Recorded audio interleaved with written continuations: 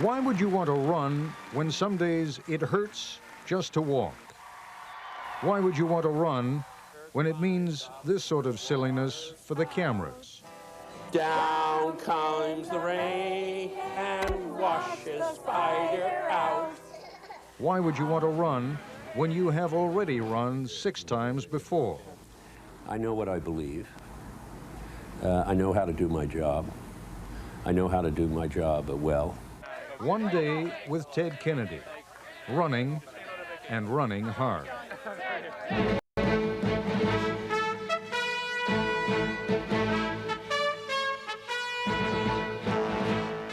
This is ABC News Nightline.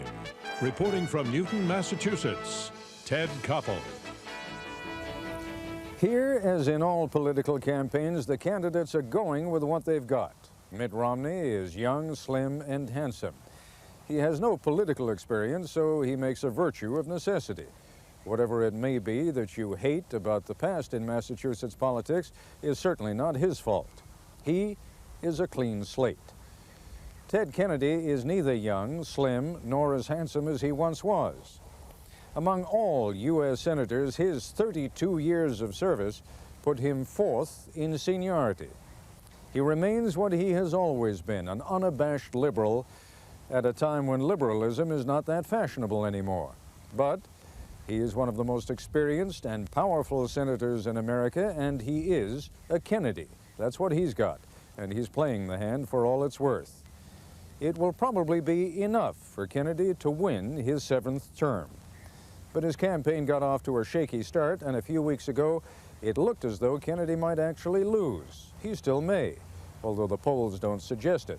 But he was sufficiently shaken by the prospect to campaign very hard indeed these last few weeks. This morning, for example, the day began very early. This is Boston's fashionable Back Bay.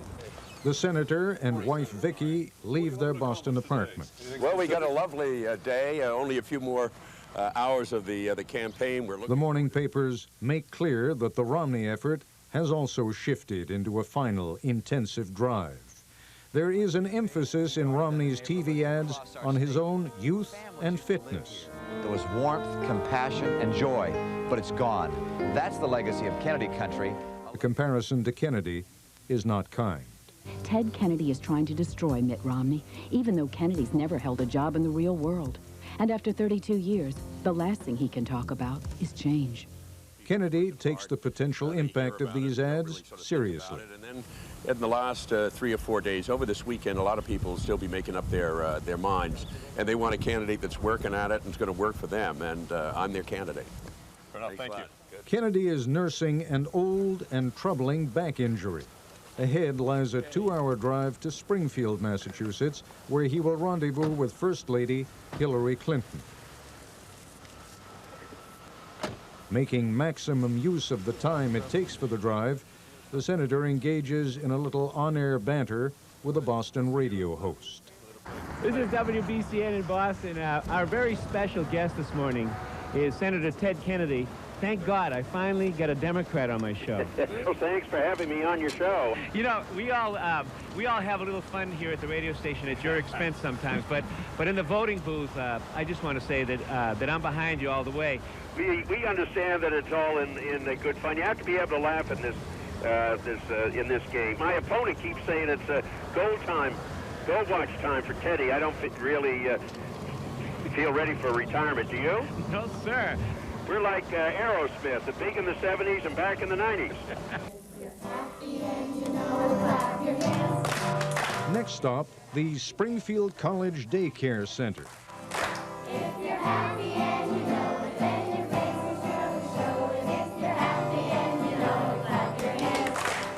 The Clinton administration will need Ted Kennedy in the Senate to fulfill its political agenda, while he, at the moment, can use the luster of a joint appearance with the First Lady to keep his seat in the Senate, which accounts for this sweet but rather awkward scene. Itsy spider climbs up the water spout. This is what is known as a photo opportunity. You are 62 years old, one of the most powerful men in Washington, but this is what it takes sometimes to keep your job. So the itsy spider climbed up the spout again.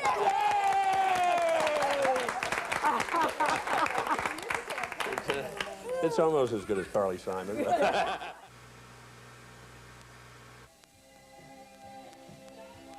A few short blocks from the daycare center is Springfield Community College. Good advance work, large crowd, senior citizens, students, working people. But for some unexplained reason, the band plays Hail to the Chief.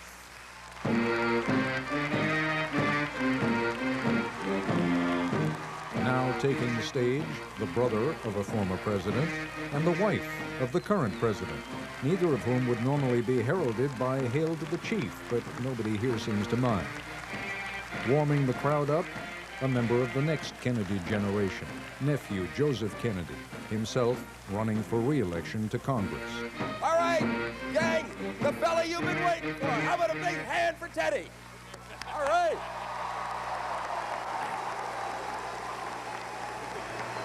And then the fellow they came to see is followed by the lady they came to see, the First Lady. Vote for hope, vote for optimism, vote for the future, and vote for Senator Kennedy on Tuesday, November the 8th. Thank you all very much. Instead of the 2-hour drive back to the Boston area, Senator Kennedy flies to his next rally at a VFW hall in Cambridge by helicopter. There, and you can feel the difference in atmosphere, there is bedrock Kennedy country. The sun is shining outside today, and I say the sun is going to shine on Election Day when we elect the Democratic ticket from top to bottom. Once, as many of these people remember, he was the youngest man in the U.S. Senate. His two older brothers back then were Attorney General of the United States and President.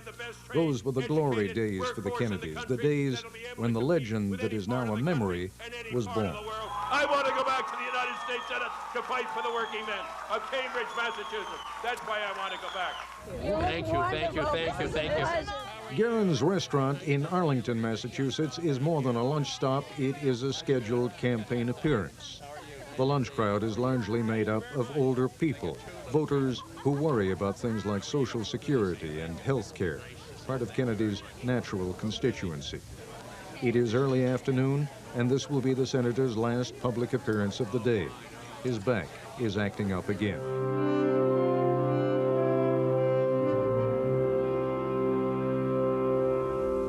There was a time when you could not have discussed Ted Kennedy's political future without the name Chappaquiddick and all the personal baggage that implies coming up. But it is a measure of how long Kennedy has been in the Senate and how much of a legislative record he has accumulated that all of that is somehow absorbed in the larger picture. For the college students who heard him today, those events are a piece of history, something that happened before they were born. As for his older constituents, they either rejected him long ago or forgave him. 30% of the voters in this state, Marty Nolan told me, despise Kennedy. Another 30% adore him. The other 40% will decide his future. They know who he is. They know what he stands for. They know what he's done. This is one politician who, for good or ill, will be judged on his record. That's our report for tonight. I'm Ted Koppel in Needham, Massachusetts. For all of us here at ABC News, good night.